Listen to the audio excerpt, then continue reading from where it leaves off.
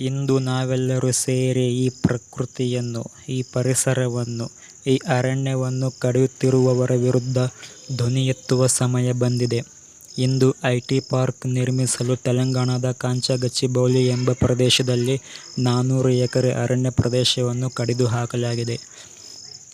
ಒಂದು ಮರದಲ್ಲಿ ಪಕ್ಷಿ ಕನಿಷ್ಠ 3 ರಿಂದ 5 ಗೂಡು ಕಟ್ಟಿಕೊಂಡಿರುತ್ತೆ. 400 ಎಕರೆ ಅಂದ್ರೆ ಸುಮ್ನೆನಾ? ಯಪ್ಪಾ, ನನ್ನ ರಕ್ತ ಕೊತಕೊತನೆ ಕುದಿಯುತ್ತಿದೆ.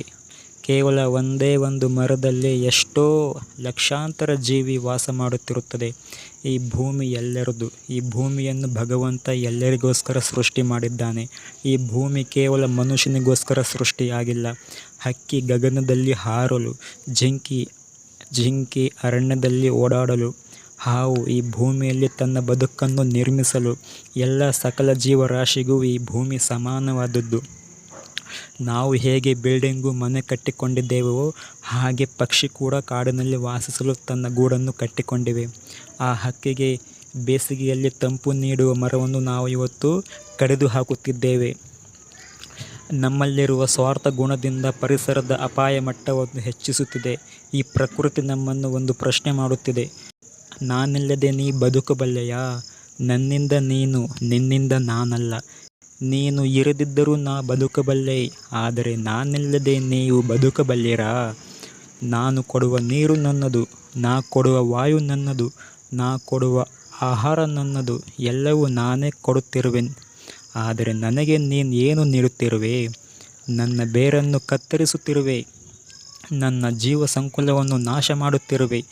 ಒಂದು ದಿನ ಬರಲಿದೆ, ನಾನಿಲ್ಲದೆ ಜೀವಿಸುವೆ ಎಂದು ನೀನೇ ನಂಬಿದ ದಿನ. ಆಗ ನಾನಿರಲ್ಲ, ನೀನು ಇರಲ್ಲ. ಪ್ರಕೃತಿಯ ಮಾತು ಕೇಳಿ ಬದುಕೋಣ, ಜೀವಿಸೋಣ ಮತ್ತು ರಕ್ಷಿಸೋಣ. ನಮ್ಮ ಜವಾಬ್ದಾರಿ ಏನು ಅಂತ ಇಂದು ಎಲ್ಲರೂ ಧ್ವನಿ ಎತ್ತಿ, ಇಲ್ಲವಾದರೆ ಧ್ವನಿ ಎತ್ತಿದವರ ಜೊತೆ ನಿಲ್ಲಿ. ಜನರಿಗೆ ಈ ದುಸ್ಥಿತಿಯ ಬಗ್ಗೆ ಅರಿವು ಮೂಡಿಸೋಣ.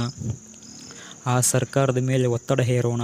ಪರಿಸರ ನಾಶ ಮಾಡುವ ಅಮಾನವೀಯ ಕೃತ್ಯ ಮುಂದೆಂದೂ ಆಗಬಾರದು. ಅಲ್ಲಿಯವರೆಗೂ ನಮ್ಮ ಕೂಗು ಎಲ್ಲರಿಗೂ ಮುಟ್ಟಬೇಕು. ಪ್ರತಿಯೊಬ್ಬರು ಕನಿಷ್ಠ 1 ಗಿಡ ನಾಟಿ ಮಾಡಿ ಅದರ ಜವಾಬ್ದಾರಿ ಹೊರೋಣ. ನಾವೇ ಈ ಹಸಿರು ಜಗತ್ತಿನ ಮಾಲೀಕನು, ಸಂರಕ್ಷಕರು ಎಂದು ನಾವು ಜೀವಿಸೋಣ. ನಿಮ್ಮ ಕೈಯಲ್ಲಿ ಎಷ್ಟು ಸಾಧ್ಯ ಆಗುತ್ತೋ ಅಷ್ಟು ಗಿಡ ನಾಟಿ ಮಾಡಿ. ಆದಷ್ಟು ಹಣ್ಣಿನ ಗಿಡ ನಾಟಿ ಮಾಡಿ. ಯಾಕಂದರೆ ಪಕ್ಷಿಗಳಿಗೆ ತಿನ್ನೋಕೆ ಆಹಾರ ಸಿಗ್ತಿಲ್ಲ. ಎಲ್ಲ ನಮ್ಮ ಸ್ವಾರ್ಥಕ್ಕೋಸ್ಕರ ಮರ ಗಿಡ ಕಾಡನ್ನು ನಾಶ ಮಾಡಿಬಿಟ್ಟಿವಿ ನಾವು. ನಿಮ್ಮ ಕೈಯಲ್ಲಿ ಎಷ್ಟು ಸಾಧ್ಯ ಆಗುತ್ತೋ ಅಷ್ಟು ಹಣ್ಣಿನ ಗಿಡ ನಾಟಿ ಮಾಡಿ. ನಾವು ಎಷ್ಟು ಜಗತ್ತನ್ನು ನಾಶ ಮಾಡ್ತೀವೋ ಅಷ್ಟೇ ಬೇಗ ಜಗತ್ತು ನಮ್ಮನ್ನು ಮುಗಿಸಿಬಿಡುತ್ತೆ. ಈ ವಿಡಿಯೋ ಆದಷ್ಟು ಎಲ್ಲರಿಗೂ ಶೇರ್ ಮಾಡಿ. ತೆಲಂಗಾಣದಲ್ಲಿ ಆಗುತ್ತಿರುವ ಅನ್ಯಾಯದ ಬಗ್ಗೆ ನಾವೆಲ್ಲರೂ ಧ್ವನಿ ಎತ್ತೋಣ. ಜೈ ಹಿಂದ್.